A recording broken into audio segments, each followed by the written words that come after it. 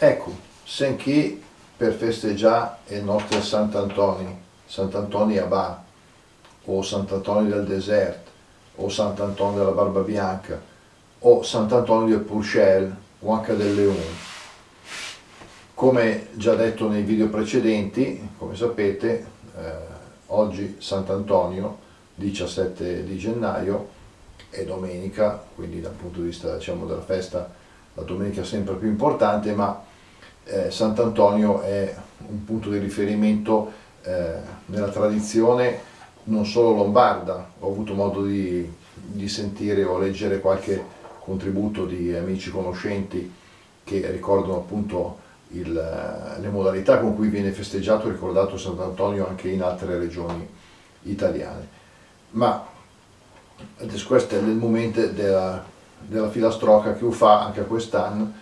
Gli anni passati la dicevi all'oratorio dell'Union, prima della benedizione di animali e prima del falò. Quest'anno, diciamo, non c'è purtroppo questa circostanza.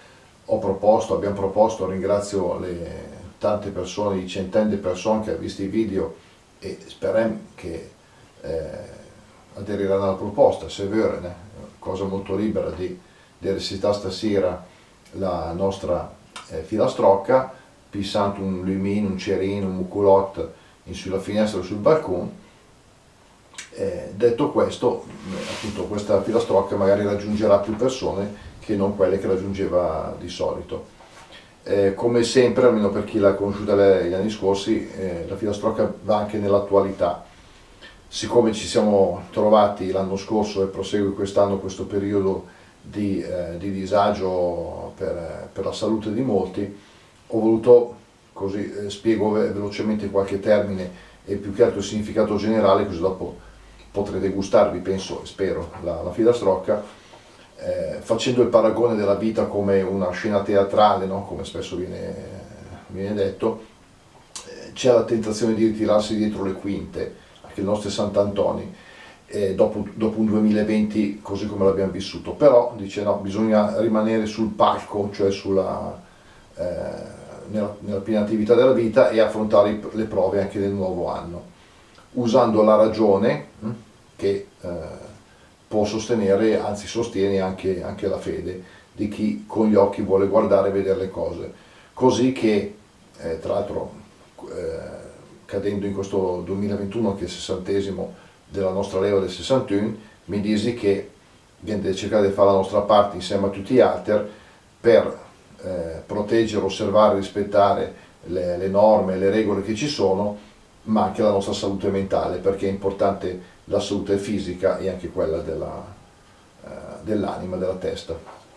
Questo è il senso generale, mi speri che la piacerà. Se vorreste anche questa qui stasera farsi qualche uri, se qualcuno volesse inviarci commenti eccetera, soprattutto se volesse magari segnalare delle tradizioni anche collegate con questo santo, a me fa molto piacere perché raccolgo un po' queste cose. Ma anche di questo parleremo magari in altra occasione. Adesso dedichiamoci a questa filastrocca appunto che vuole celebrare oggi il nostro Sant'Antonio.